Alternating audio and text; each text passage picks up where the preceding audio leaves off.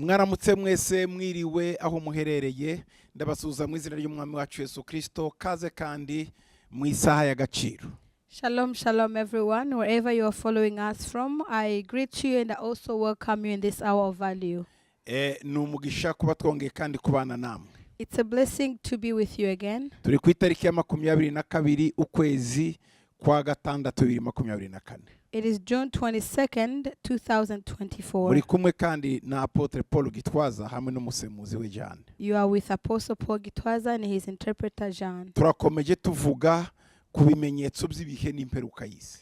We continue with a theme or the series of signs of times and the end of the age. Ubu turimo turavuga ku gihugu cy'Ubushinwa nk'ikimenyetso kimwe mu bimenyetso by'ibihe. And we are talking about China as one of the signs of the times.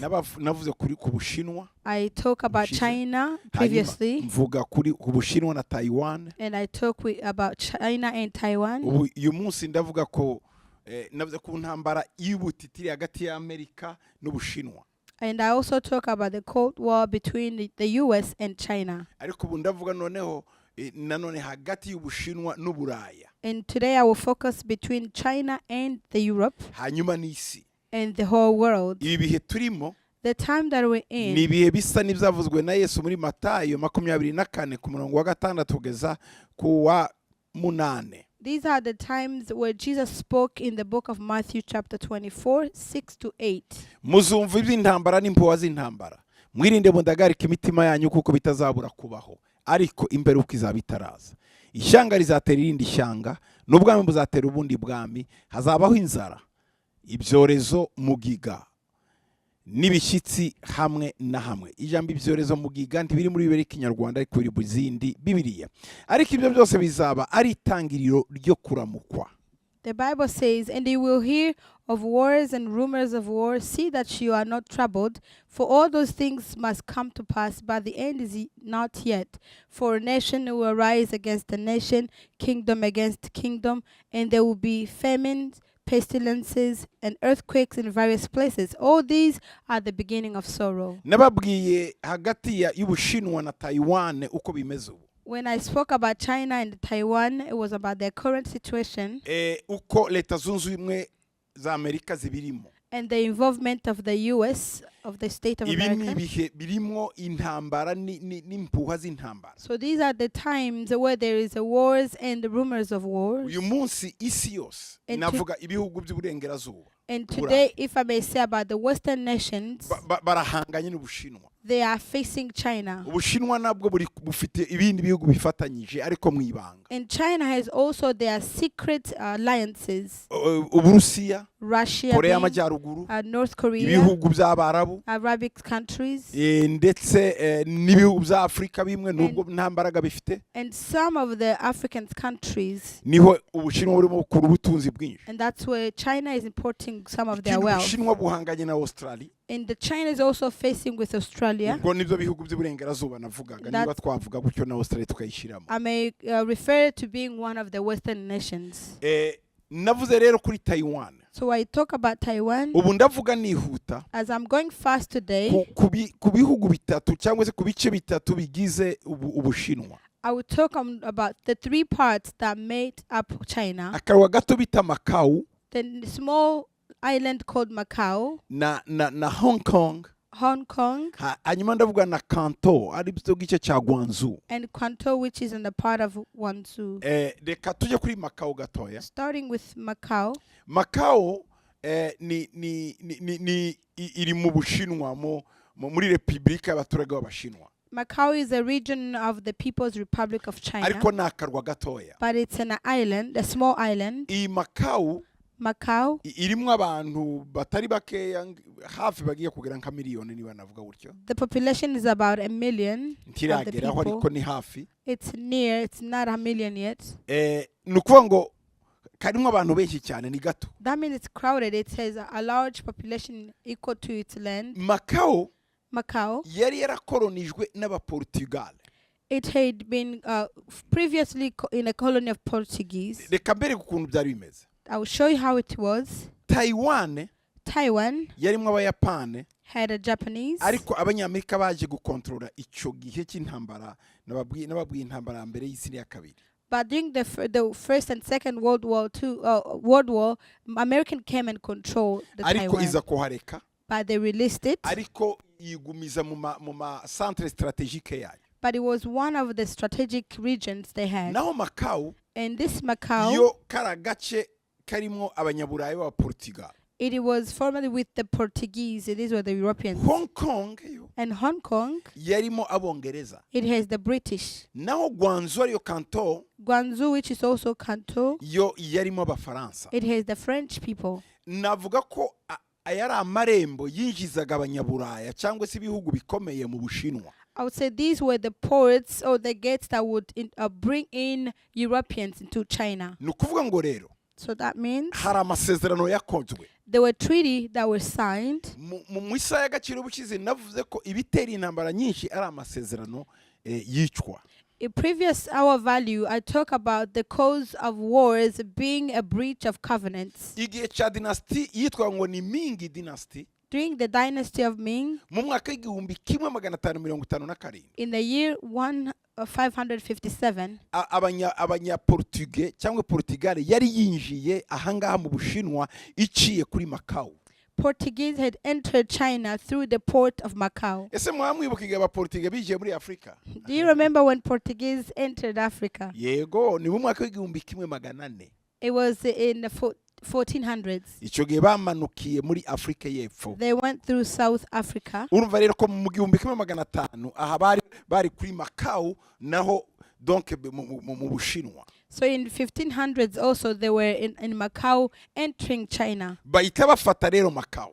They took control of Macau. Kari kuri dynasty ya Ming. And this was in Ming Dynasty. Icyo bakoze barumvikana noneho ubwo butaka bakaza baburiha nka rente nkuko umuntu acumbitse. What they did, the Portugal paid an annual rent to occupy that territory. Ariko nyine bwari munsi y'Ubushinwa ariko abaportuge bo barabufata kuko hari icyambu kinini bakora icyo cyambu none bagomba gukoreraho za business zabo ariko bagatanga loyer bakishura loyer kuri guverinoma y'Ubushinwa cyangwa se ku bwami bw'Ubushinwa Ming dynasty. It was still under the reign or under the control of Chinese, but Portuguese will be paying annual rent in order to control the area or to use the area because they had a port to bring them into China. Bageze mu mwaka w'igihumbi kimwe magana inani mirongo inani na karindwi ya rente barayihagarika. And up to the year 1887, the payment stopped. Icyo gihe binjira mu byo bita ngo ni Sino-Portuguese cyangwa se habaho treaty, habaho kumvikana hagati y'Ubushinwa n'Abaportugal ntibaba bakiriha rente noneho. And there was what they called Sino-Portuguese Treaty of Peking, meaning they stopped the payment between the colonials of Portuguese. Haba noneho amasezerano. And now they had a treaty signed. Yuko ari Abaportuge bazahakolonize haba habo. That the Portuguese will rule that area. Ayo masezerano. So the treaty. Yaje kurangira ejo bundi mu gihumbi kimwe magana icyenda mirongo icyenda n'icyenda. The treaty remained until 1999. Urumva ko mu by'ukuri nk'imyaka ijana yarishize. So that's almost about 100 years. Icyo gihe Abaportuge muri mirongo icyenda n'icyenda ejo bundi dutangiye Zion Temple. At 1999, recently when we actually started Zion Temple. Abaportuge basubiza Abashinwa noneho leta y'Abashinwa abaturaga ubu ngubu Macau. Ariko urumva ko imyaka ijana yari y'Abaportuge. Amasezerano arangiye abanyaburaya Abaportuge baza kwisubiza. So in 1999, almost 100 years over, that's when the Portuguese handed over Macau to China. Ariko barayibasubiza ariko imikorere y'ubukungu economy ibi itandukana n'iy'Ubushinwa. Although they returned it or they handed over to China, Macau's economic system was different from the mainland, which is China. Bakorera kuri principe yitwa ngo ni igihugu kimwe ariko imikorere ibiri. They remained what they called what a principle called one country, but they have two systems. Wumve neza. Now listen. Igihugu kimwe kirimo imikorere ibiri. It is one country but two systems. Ibyo nabyo bari barabisinyiye. They had also signed for this. Kwigiye nikigera imyaka ijana nirangira tuzabasubiza. That after 100 we will hand over this. Ariko igihugu kizakomeze kigendera ku mikorere yayo kimenyereye. But the land of Macau will keep their system. uko niko abaportige babigenje And that was the treaty of the Portuguese and uko niko China. bubatse ico gihugu And that's how they built that country. rero ururimi ruvugwa hariya cyane So the language they use, nurukanto cantonese it's called Cantonese. cantonese ni ukuvuga ngo ni ururimi ruravugwa mu gishinwa hafi miliyoni 55 y'abashinwa bararuvuga. Variety of Chinese spoken by more than 55 million. Aho bita ngo ni muri Guangdong, in Guangdong, mu majyepfo y'Wanghia, in southern Wanghia, ndetse n'imijyi ka Canton ariyo uyu munsi mwita Guangzhou na Hong Kong na Macau. in a canton which is Guangzhou, Hong Kong and Macau. Ni ukuvuga ngo rero kuki So why? bavuga nacyo ikimandarini. Ikimandarini ni ururimi ruvugwa muri Chine, ariko abashinwa byo bagira ama dialecte menshi, ariko mandarine nigo rurimi navuga bahuriyeho, ariko buri province cyangwa se buri bwoko bugiye bugira izabo dialecte. Ariko aha nari mvuze province ya Guangdong mu majyepfo y'Wanghia ndetse Canton, Hong Kong na Macau bavuga n'igikantonese, haba havanzemo n'agaruka gafaransa gatoya.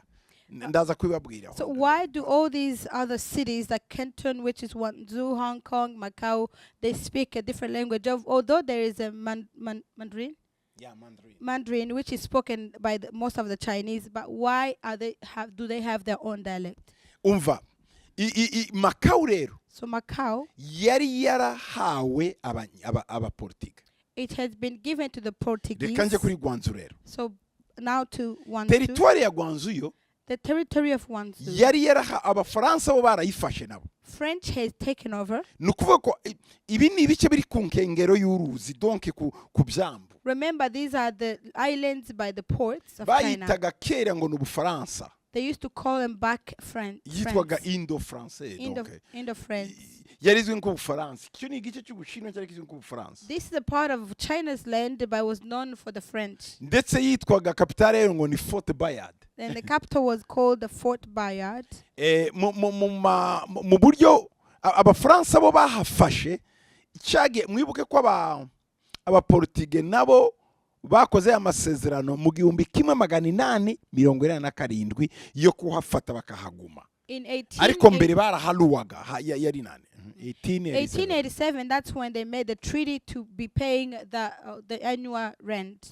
Abafaransa nabo babonye abaportugi babikoze mu 1898 ubwo ni nk'imyaka 10 ishize sibyo. About in 1898 abafaransa nabo bafata igice bafata Canton. They took over the control of Canton. Ururimi rwavugwaga yari Igifaransa na Cantonese. They would speak French and Cantonese. Nabo bakora leasing iri kuvuga ngo nuko habaho imyaka runaka. And they listed by French for certain years. Nabo babemerera kwaba imyaka hafi igera ku ijana. And they allowed them to be there for about 100 years. Icyo gihe yari fashwe n'abafaransa in Indochine, France. And that's when it was administrated by the French Indochina.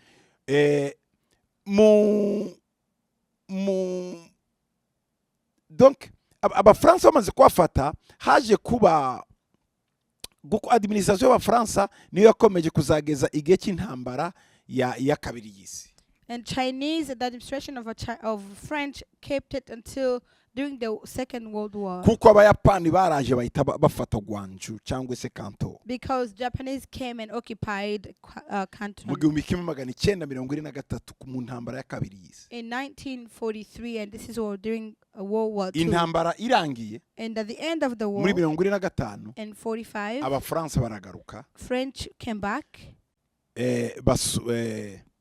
Abafaransa barahagaruka. The French came back. Noneho batanga igihugu. And returned the land. Kuko amasezerano yararangiye. Because the treaty had ended. Uruvuga ko Abafaransa barespecte amasezerano. French honored the covenant they had, or the treaty Abafaransa they basubijeyo Guangzhou. They returned Guangzhou. Abaportuge muri 1999 basubiza Macau. In 99, the Portuguese returned Macau.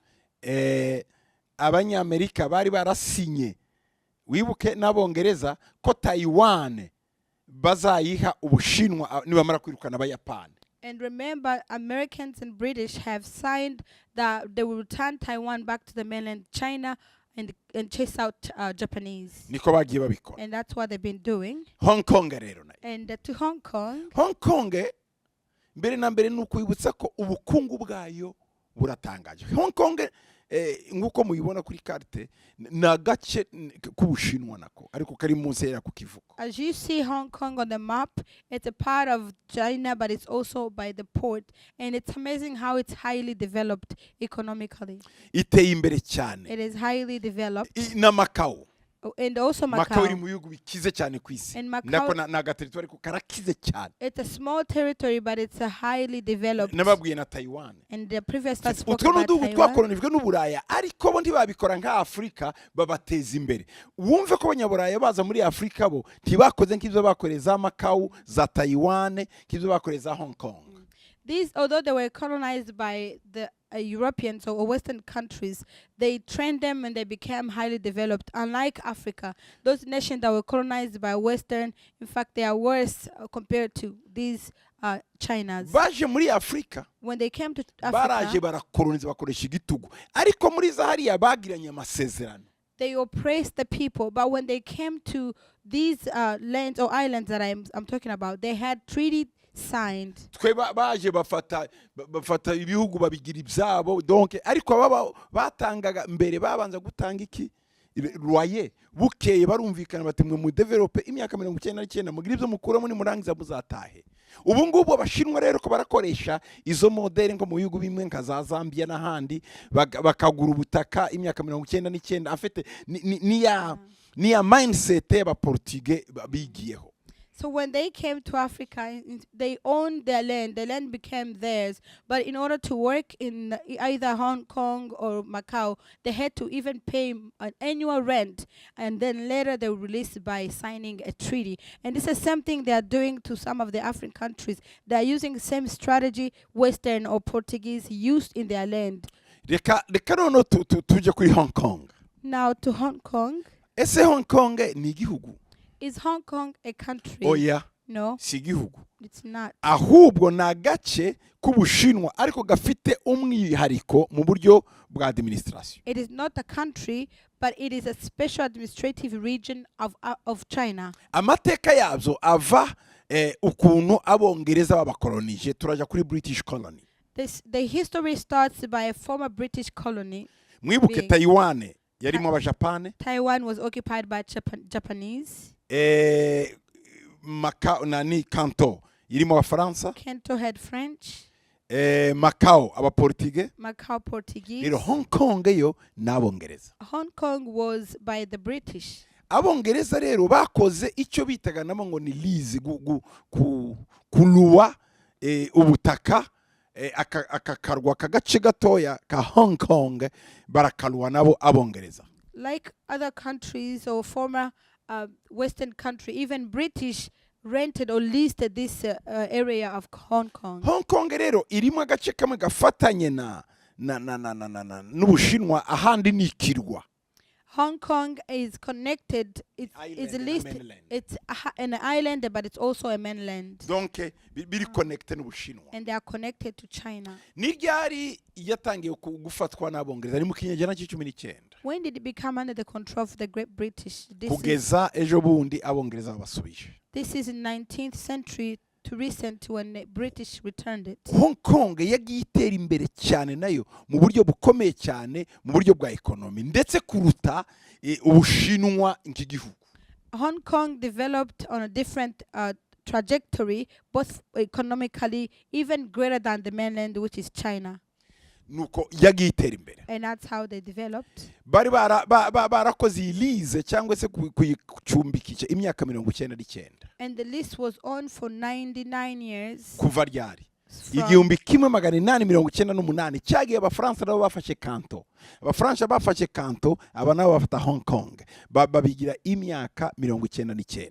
It was taken from 1898 to 1997, same time when the French took over Canton. Nuko ko bagomba kwisubiza mu 1997 aho ngaho. That means they were supposed to release it in 1997. Igice kimwe. what part of the mu gihumbi territory. kimwe magana icyenda mirongo inani na kane In 1984,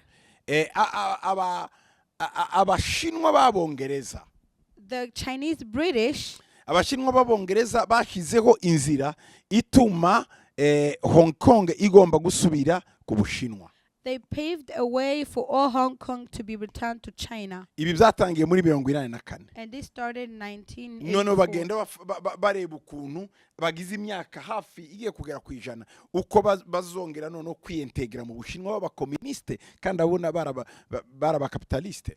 They start paving a way on how they are going to return back China, Hong Kong to China, and this will be back to the capitalists. Rero umunsi habaye handover cyangwa se gusubiza hari mu kwezi kwa mbere kwa karindwi igihumbi kimwe magana icyenda mirongo icyenda na karindwi, ubwo bashyizeho amategeko adasanzwe abasha kuyobora iyo rejo ya Hong Kong. And the handover took place on July 1st, 1997, which point the basic law of Hong Kong Special Administrative. Amategeko bashizeho yibanze rero basic law kwari ukuvuga ngo izaba igihugu kimwe ariko gifite uburyo bubiri bw'imikorere mu buryo bw'ubutunzi. And their basic law outlined the concept of one country but two systems. Uko niko bimeze. And that's how it is. Ibyo byatumye rero ekonomi ya Hong Kong ikomeza kuzamuka. And that helped the economy of Hong Kong to even get more developed. Ndetse bituma babasha politikema kuba bakora neza nta kibazo kandi nyine biyumva ko ari abashinwa ariko bakora neza batakandamijwe n'ubushinwa bw'abakomuniste. And that helped them to retain a large degree of political autonomy without being oppressed by the Chinese, which are the Ibi communists. byakozwe mu myaka 50 babitegura. And this took a period of 50 years. Reka nsubire mu mateka gatoya rero. Back to the history. Ibintu byatangiye gute? When did all this started? Byatangiye mu ntambara ya mbere y'urumogi mu mwaka w'igihumbi kimwe magana inani mirongo itatu n'icyenda kugira ngo Hong Kong ibi byo gufata uduce bizaze byatangiye icyo. So in order for these Western nation to take over part of these islands, it started during the first Opium War that broke out in 1839. Ibi byatangiye igihe abongereza batwaraga urumogi babukuye mu bihugu byabo bari bakolonije by'ubuhindi. Ubwo iyo mvuga ibihugu by'ubuhindi abarimo za Pakistan, abarimo za Bangladesh, abarimo za India, noneho bakashaka uko binjira mu bushinwa. Baca rero ku maporo cyangwa se ku bivuko bazana urumogi mu buryo abashinwa ntibabikundaga. And the major cause of it all is when the British were smuggling opium from the Indian colonies into Chinese ports against the wishes of the Chinese government. Haje kuba rero intambara bise ngo ni intambara y'urumogi. And they started the first Opium War. Leta zunze ubumwe za Amerika baza gukorana amasezerano na Wanghia mu gihumbi kimwe magana inani mirongo itatu n'icyenda kugeza mu gihumbi kimwe magana inani mirongo ine na kane. Amerika iraza ibyinjiramo. And America got involved, the United States, then they signed a treaty with Wanghia in 1839 until 1844. Aya masezerano abanyamerika bakoranye n'Ubushinwa mu gihumbi kimwe magana inani mirongo inani na kane byatumye abanyamerika babasha n'abavuga icyongereza b'abanyaburaya baraho babasha kugira amahoro n'umutekano. And the Treaty of Wanghia was the first formal treaty signed between the United States and China in 1844 that saved American counterpart to Anglo-Chinese Treaty. Yego, aya masezerano rero bakoze. So the treaty that they signed, hari ku ngoma ya Qing dynasty cyangwa se bari batarinjira muri republika. it was on the dynasty of Qing. Aba nibo bakomeje gukora ayo masezerano. And this treaty remained with them, with the dynasty. Ayo bise ngo amasezerano y'Nanjing y'igihumbi kimwe magana inani mirongo ine na kabiri. And this was the treaty called Treaty of Nanjing in 1842. Iki gihe icyo bakoraga niki? What they will do during this Kwari time, kugira ngo iburengerazuba cyangwa se aba occidental abanyaburaya n'abanyamerika babashe gukora ubucuruzi bakorana n'abashinwa. this was to serve the Americans and the Anglo-Chinese to be in trade with the Chinese. mu buryo mu gukora ayo masezerano in the way of working or making the hari treaty, ibintu bakuraga mu Bushinwa n'ibyo bakuraga mu Burayi babijyana mu Bushinwa. there were things to be imported from China to Europe and Europe to China. Ubucuruzi bwa Amerika n'Ubushinwa si ubwa none bwahereye mu 1784. And the trades between America and China started in 1784. Abanyamerika boherezaga impu, amasandare, ibiti by'imiti, donc ibyo byose ni produit abashinwa bakundaga. Americans will export such as forest, sandalwood, and ginseng, and these are what they would be doing to the Chinese product. Anyway, Abongereza nabo baza kubona ko hari isoko y'urumogi icyo gihe. And the British also discovered that there was a great market of the opium during that Nubwo time. batangiye kuza bajyana urumogi. And that's when they start to smuggle the opium.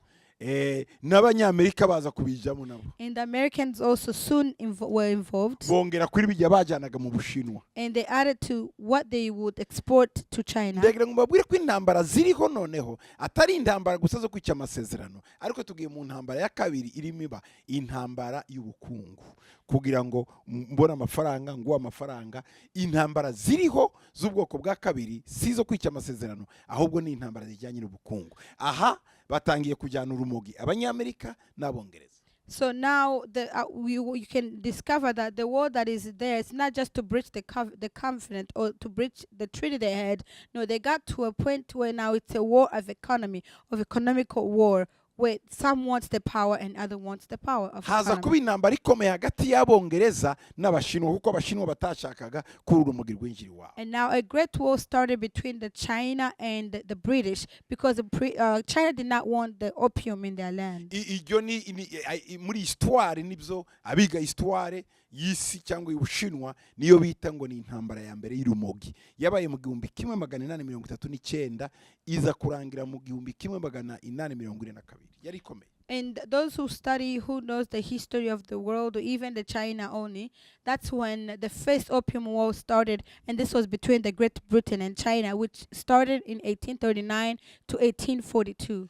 Murabyumva namwe nyine Abongereza bari bakomeye cyane, ubwami bwabo bwari bukomeye, ampire baza gutsinda abande Abashinwa, bamaze kubatsindisha bari bafite amato y'intambara niki, none baza gukomera isoko barayifata ntacyo bagitinye kuko nibo bari bakomeye aho ngaho.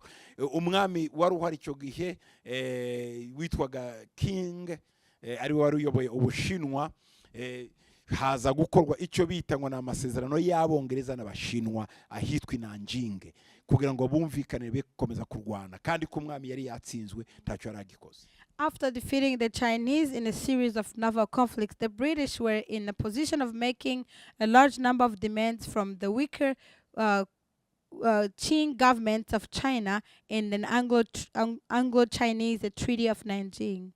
Abanyamerika bibonye ati natwe turinjiramo. Abanyamerika bahita bohereza nabo banegosya, baratangiye negociation ubwo ngubwo Abanyamerika nabo binjiriyemo, nabo bagire icyabo bakura. And not to be outdone, the U.S. negotiators sought to conclude a similar treaty with the Chinese. Baje kubemerera. And it was guaranteed. Bageri wabo.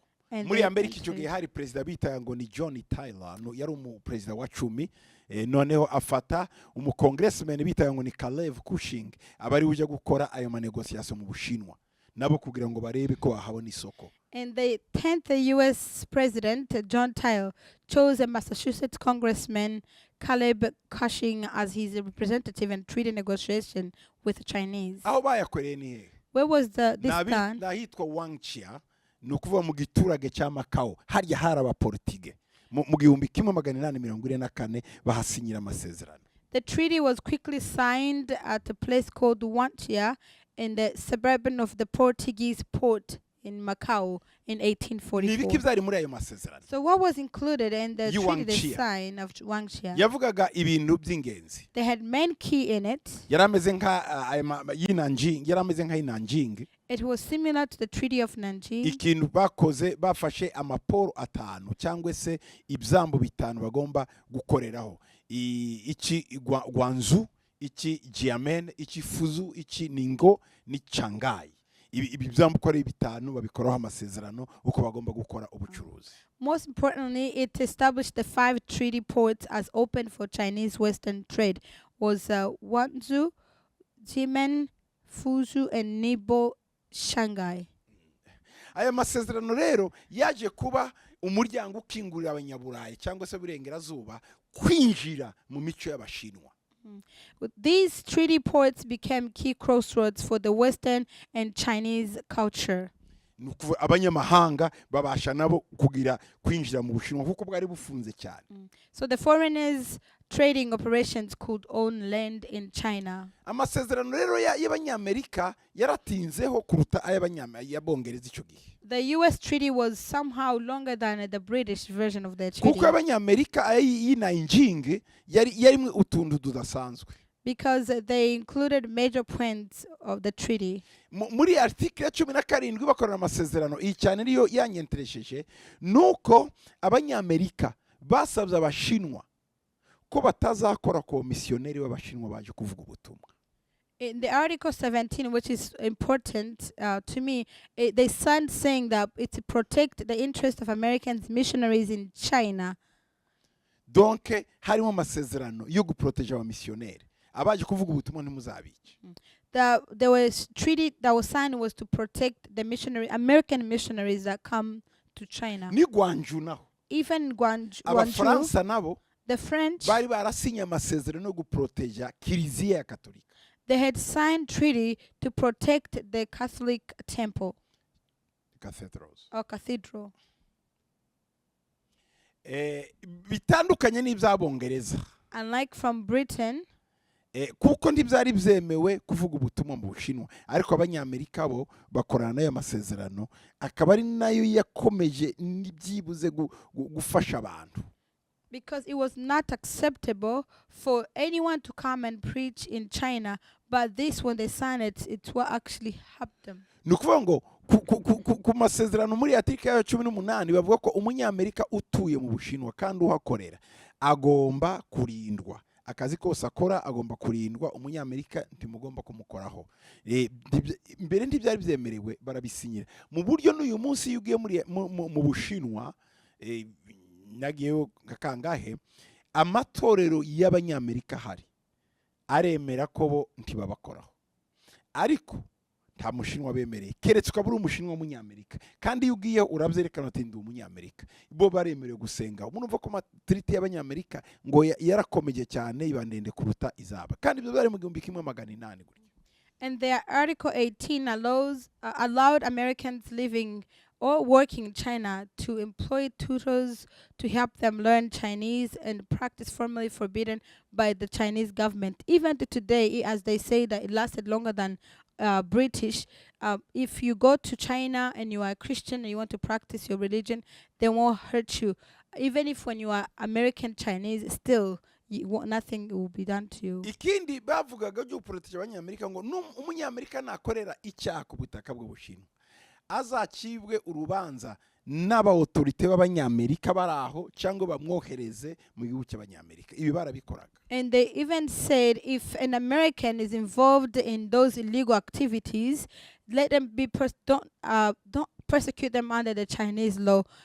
They will have to be done by the Americans' law. Be persecuted by Americans' law. Yeah, nuko niko yagombaga kumera uyu muntu ukora icyaha ari yagombaga kuburanwa n'abanyamerika cyangwa se abanyamerika bari mu Bushinwa. Either they will have to wait until they are sent over to be persecuted by the American law, or the Americans who are in China under the American law in China. Mu 1850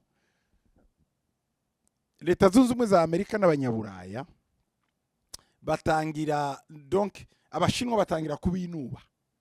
In the year 1850, the Chinese government start to reject them or being dissatisfied. Batangira kutumvikana aya masezerano atangira kubagora bashaka uko bayica. Iki gihe hari nanone ku ngoma yitwa king. And the United States, the power grew increasingly and dissatisfied both the terms they had or the treaty they had, and this was during the time of Qing governments. abongereza baramanuka n'imbaraga batera ubushinwa ikibuga cy'igwanzu ni Tianjin.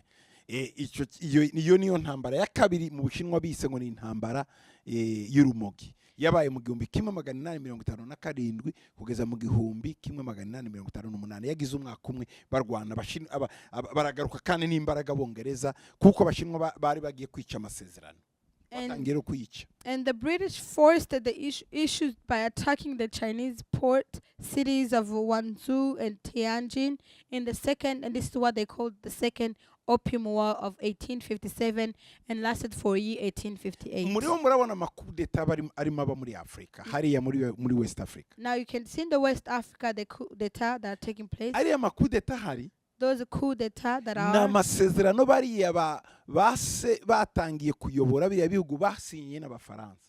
None ubaye president wese agasanga ari amasezerano adadiye adashobora kuyarekura. Bariya basore rero buko bakarwana intambara niyo mpamvu muri mubona hari intambara. You see those young men who are now fighting, their treaty they found in place, their fathers or grandfathers signed with the Europe or with the Western, and now they are fighting against them. Reka mbabwire muri amwe mu masezerano bari barasinyanye. Some of the treaty that were signed. Simvuga menshi kuko sinimo mvuga kuri Africa. Ariko nango mbabwire impamvu amasezerano agora bigatuma intambara ziba. But I'm not going to talk much about it, but I want you to know the reason why a breach of a covenant or a treaty can lead to a war. Iyo umunyabwenge akorana amasezerano n'umuswa, when a wise makes a treaty with a fool, yishiriraho inyungu zose. All the gains is on them. Kugeza igihe umwana w'umuswa azakura, when a child of the foolish man grows, cyangwa umwana w'umunyabwoba azakura, or a child of the fearful man grows, akavuka agasanga afite ubwenge kandi ntabwo bagira, and they grow with the boldness and they are wise, atangira intambara. The war starts. He starts the war. Ejo bundi hateye izi ntambara z'abaheza nguni muri Afrika y'Iburengerazuba. When the rebels group started, the terrorists started a war in the West Africa. Africa yisanze nta ntwari ifite. Africa realized they did not have weapon. Cyane cyane bakonejwe n'abafaransa. Mostly those were colonized by the French. Bagiye mu Faransa kugura intwaro kuko ntibemerewe kugura intwaro atari ubufaransa bwemeye. When they turned out to purchase weapon from French, and that's the only way they could get access to it. Friends refused. No, bariya baheza ngundi bariya bateroriste bakabatera bakabice basaba abafaransa intwaro abasirikare bagafatwa buri munsi kuko nta ntwaro bafite. When the terrorists realized they did not have weapon, they would attack them even more, and they would even destroy much more because their victims don't have a way to defend. What they did, they start doing coup d'etat. And then they went to France. We need weapon. So we can fight our. And the French refused. And that's why they turned to Russia. Now you see Russia is supporting them. It's not because they love them. They are purchasing. And they say we don't have money, but we have a golden sand. Come and take it. So Russians are getting the sand, but they are giving him a weapon. They gave him a gun. Niyo mpamvu mubona ibire bike bya Afrika byasubiye mu Burusiya abafaransa amategeko basinyanye kuva kera nukuvuga ngo ndimuzagura intwaro keretse twe tubemere. Niyo mpamvu muri mubona biriya bibazo bihari. Ni nayo mpamvu abarebere binjiye. Umuntu wenyine wari stopse biriya yari Gaddafi yamaze kumwica bihinduka irembo rero ryo kurwanya biriya bike byose. So the only reason they turned out to Russia, it's because the French had signed a treaty back in days ago saying that you will not have access to weapon, you will not get weapon from us unless we give them to you. And the only person who was able to stop all this chaos was Gaddafi. But after his death, everything turned even towards. I don't know if you get this right. So the wars in Africa, mostly in West Africa, they are cause of the treaty. Bari guhemukira amasezerano bayasinye bakira abana bakibona independence babasinyije ibintu byinshi batumva. Ikibazo Afrika ifite uyu munsi ni ikibazo cy'amasezerano yasinanywe n'abakoloni b'Iburaya baba dokteri twebwe umuntu urangije primaire ni wari musinyana nabo. Niyo mpamvu ko turasufura ku masezerano. Niyo mpamvu mwiza ngo ko president akora ibi ko president badakora ibi hari amasezerano kandi ntiyeberewe kuyavuga bafite ibintu byinshi mu mitima badashobora kubabwira. We are suffering due to the treaty that was signed. Remember, the people who signed on our side the treaty were uneducated. What they were dealing with their colony, who are doctors, who are educated, much educated. So now we turn around and we start blaming our president. It's because there's a treaty that was signed and they could not violate, and those who were signed with were much powerful than them. Rero abongereza bamaze gufata kandi So after the kuri British, intambara ya kabiri after the second Opium bongeye War, gusinya andi masezerano they signed other treaties. nayo n'ay'Tianjin. And this treaty was of Noneho haje Tianjin. bande Who came? abafaransa The French, Uburusiya Russia, na leta zunze ubumwe and the United States of America. bayirasinya vuba They signed it very mu quick 1858. in 1858. Aya materitware rero So the yari territories yaragurishijwe that were cyangwa se igihe runaka. in list for certain things, Guangzhou Wanzhou, yari mu maboko y'abafaransa, it was in the hands of the French. barayifata It was na taken, teritware zose zijyanye nayo Zanjiane and the other territory of Jian, iyoborwa nabo yari ifite na kapitale yayo bitaga ngo ni Fort Bayard. and the territory capital was called Fort Uyu munsi Bayard. bayita Zhejiang. Today is Xinjiang.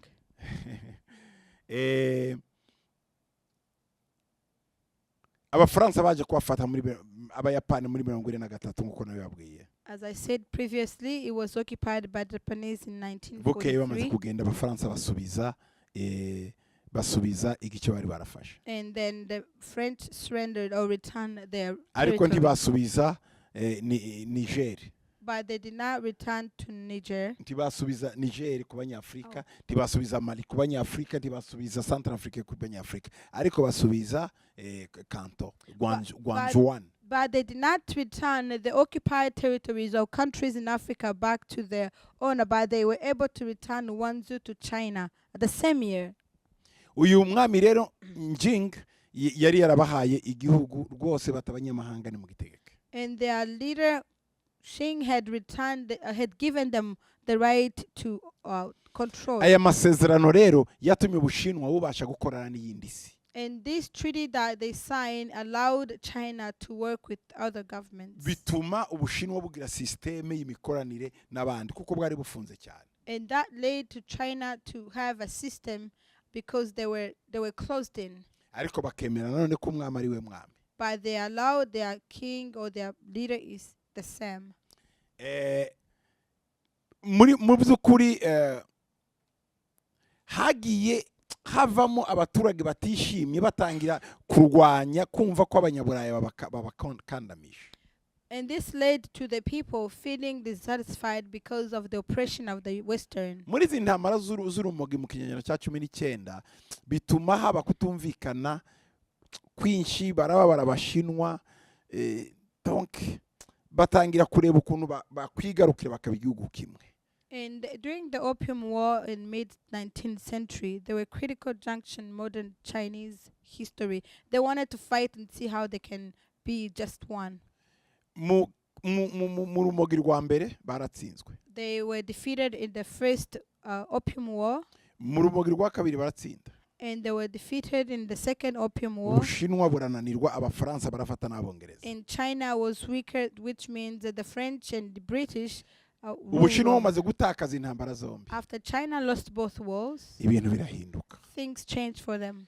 Rero Hong Kong yaje gusubizwa ryari? So when was Hong Kong returned? Mu kwezi kwa karindwi tariki ya mbere 1997. This was on July 1st, 1997. Isubizwa mu maboko y'Abashinwa yari igize imyaka 156 iri muri colonial y'Abongereza. And it was returned to Chinese control after 156 years being under the British colonial. Bakora nkuko nababwiye nabo igihugu kimwe systeme zibiri, donc igihugu kimwe ariko imicungire ibiri y'imari, ntibakoreshe y'Ubushinwa gusa, bakomeze niyo mu Burayi, capitalism ikomeze. Although they hand them over, but they still kept and established what they called one country but two systems, meaning they are going to be within China, the mainland, but they will keep the system of the Western. Kuzageza mu mwaka wa 2047 nibyo bari basinyanye n'Abashinwa. And the treaty was signed up to the year 2047. Beijing ariyo China iravuga ati okay tuzabarekera gutyo imyaka 50 bakomeze systeme y'abakapitaliste bishimire freedom yabo bamere neza. And Beijing said it will give Hong Kong 50 years to keep its capitalist system and enjoy the many freedoms not found in the mainland of China. Ejo bundi rero bamaze kuyibasubiza abongereza bamaze kuyibasubiza. And after it was handed over to the Britain, it did not continue. Ubushinwa bwahise bushaka uko nanone bubakoloniza. China still try to find a way to control kandi yagomba kubaho imyaka 50 bagakomeza muri system ebyiri igihugu kimwe. And it was supposed to be for 50 years under one country but two systems. None ubu hirirwa hari imyigaragambye muri Hong Kong ndetse amafaranga y'abantu bamwe batangiye kwakuraho mu buryo Hong Kong itangiye kugira ibibazo. But they are doing so many manifestation in a way that they are trying to fight even over their currency. Umuntu wese wavuke muri Hong Kong bamufata nk'umwongereza mu buryo ubwongereza bwavuze ngo mwese abashaka kuza ni muze murahita muhabwa ubwene gihugu kuko twabayoboye imyaka yose muri under ubwongereza. Everyone who was born in Hong Kong, they have a right to be the Western, to be British, because that's what they have during the time of their colonizers. They say anyone who's going to be born here, you have the right either to remain here or even to Hong come. Kong rero isi yari yarabikiyemo amafaranga menshi. So Hong Kong, the world has kept their finances in it. Donc Hong Kong ni igihugu kirimo amafaranga y'ibihugu byinshi. And Hong Kong it controls many people's finance. Kandi Ubushinwa burashaka kuhafata. And China wants to control over. Kandi ibyo bemezanye mu masezerano Ubushinwa ko burashaka kubirengaho. And China is trying to violate what they signed their treaty. Ikibazo rero abantu bafite. So the problem now with the people. Ese biraza kugenda gute? What's going to happen now? Benshi Most barateganya ko hariya muri Hong Kong n'abandi bari hanze bashobora nabo kwirevolta akaba intambara hariya mu Bushinwa. They are assuming that if those who are within Hong Kong or China, they can start the war. Ubushinwa nabwo bwashizemo igipolisi cyinshi bushyiramo amategeko menshi mu buryo burimo bukandagiza umuntu wese uhagurutse akavuga. And China has increased the power of their armies, their police, in the way anyone who rises up to oppose will be oppressed. Abafite amafaranga nabo. And those who are wealthy in the nation, barimo baratekereza kuyakura. They are planning to take out their money. money. Kuri Hong Kong. What happened on Hong Kong? Byabaye kuri Taiwan dutegereje nako bashobora kurwana. What happened to Taiwan, which we are also waiting for. Ibi birimo biragaragaza ko hari icyuka cy'intambara. This all brings us to see that there is a rumors of war happening. Ubwongereza the British burareba Hong Kong umunsi ku wundi. It's watching over Hong Kong, observing every move of Hong Kong. America birareba Taiwan. Is watching over Taiwan. Ubushinwa China burashaka kubagarura muri systeme yo communiste kandi bari barasinyana amasezerano ya systeme ebyiri. Want to bring them back to the mainland, of which is a communist system, yet they had signed one nation or one country, but two systems. Ibi ni ibintu biriho uyu munsi. And these are their current situation as we speak. But when you hear the rumors of wars and you hear wars, it's what's happening between China and the Western countries. It's not just a war between China and Taiwan. Because Taiwan belongs to China, as they say, but also Taiwan says that we are our own government. Hong Kong is China. But Hong Kong feels more to British more than it is to China. Gukubita Taiwan, gukubita Hong Kong, gukubita Abongereza, gukubita Abanyamerika. Bivuze ko rero hari intambara y'ubutiti, y'ubukonje hagati y'ibihugu. That means when you strike Hong Kong or Taiwan, that means you are actually provoking the Britain and the US, and that will bring up a cold war between them. If you want to hit the mother or the parents, you attack the children. When you touch the child, that means you're provoking the parents. And that's the situation now. So in this end time, there is this rumors. So for the sake of their benefit, they want to see where is the powerful place that we can abanyaburaya break. baravuga ururimi rumwe, So Europeans have one language, abandi banungunikiye uburaya cyangwa abanyamerika nabo barashaka gukorana n'Ubushinwa n'Aburusiya. and those who are against the Western nations, they want to work with the China and Russia. Bavandimwe, Brethren, ese ibi ni ibimenyetso by'ibihe? are these the signs of end time? Ese ni ibimenyetso by'iherezo? Are these the signs of the end of the age? ndagira ngo mbabwire ko I want you to know. nibyo. Yes, they are. Abari maso Those who are awake, mukomeze musenga, continue and pray. mukomeze muhamagara Imana, Continue on calling up the name of God, kuko ijoro rirenda kuba. because the night is near. Amahoro ya Yesu abane nawe. May the peace of Jesus be with you. Amen. Amen.